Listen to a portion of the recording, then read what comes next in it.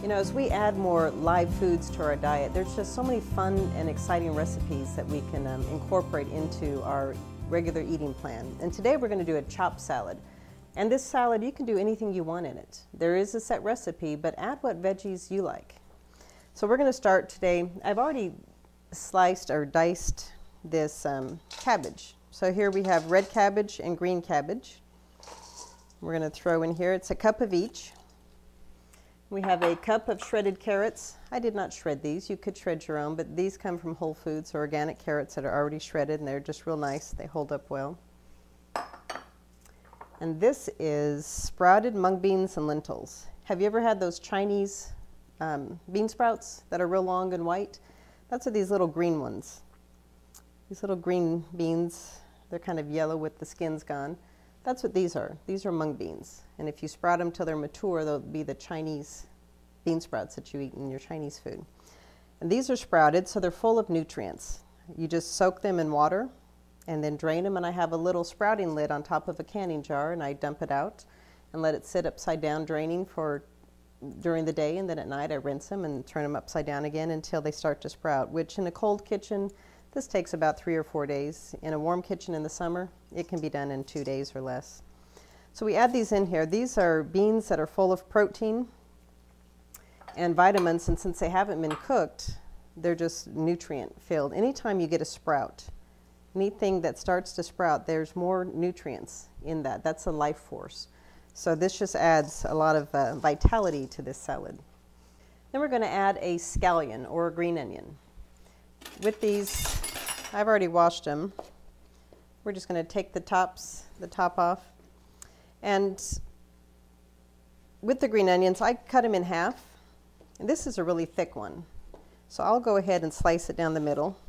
And the greens are kind of thick. Cut off any that don't look real pretty. And then I'll slice them down the middle again. And then I put them together. And one of the tricks to holding a knife the right way and using a knife is to hold it with your last 2 or 3 fingers. Grip the blade with your thumb and forefinger. Just kind of hold it like that. It gives you more control. So you're going to hold it with your last 2 fingers especially. Depends on the kind of knife and how the handle is. But you're going to grip that blade. A lot of people when they cut, they'll do this. And it really wears out your finger. So grip the blade this way and you keep the point of it down, and then you're going to rock. And as you rock, your knife never comes off the counter or the cutting board. And as you do that, you can go very fast, keep your fingers out of the way. And one of the best things you can do for yourself, the best investment you can make, is to get a sharp knife. Sam's Club sells a 2-pack of these knives for $11 or so. So we're just going to add that in. And again, this is a very quick and easy salad that you can use with whatever leftovers you have. Now we're going to use some romaine lettuce. You could use kale, you could use romaine, you could use green leaf. Iceberg is not the lettuce of choice. It has a lot of water nutrients. It has a lot of water in it. So it's good as far as that is concerned, but it really doesn't have many nutrients. The romaine lettuce, the darker leafy greens, are what carry the nutrients. So we're just going to mix this up.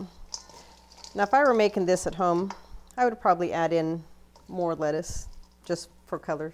You can just tell, go with what works for you. All right, and for the dressing, we're going to use,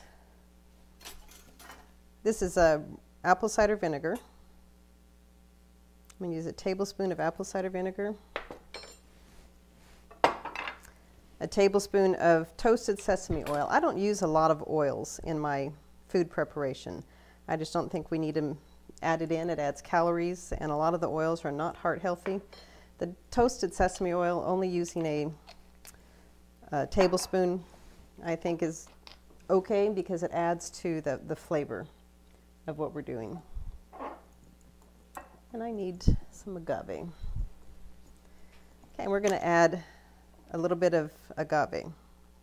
1 big squirt's a tablespoon. And then just a little bit of sea salt. So I'm going to add a half a teaspoon of sea salt. And I'm going to whisk this. And whisk it together until it's smooth and the oil isn't separated. Okay, and we're just going to take a taste of it. It's perfect. Now this is a lot of salad. If you're serving this for your family, this would be great. Go ahead and put the dressing on it and mix it up. But if you're going to make this for your week and you're going to eat it for a couple of days, take the portion out that you're going to eat and put in a bowl and put a little bit of dressing over it. And then that way, this will save for a couple of weeks in the fridge, at least a week and a half, 2 weeks, without going bad if you keep it sealed. So I'm just going to go ahead and pour this in.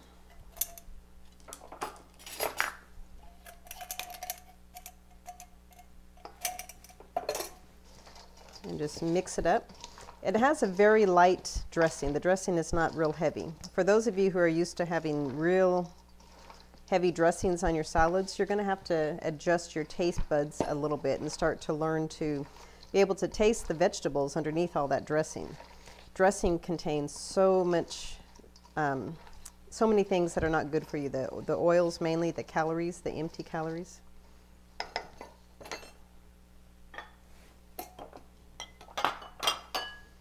Okay, so we're going to serve this up. And this is one of my favorite salads.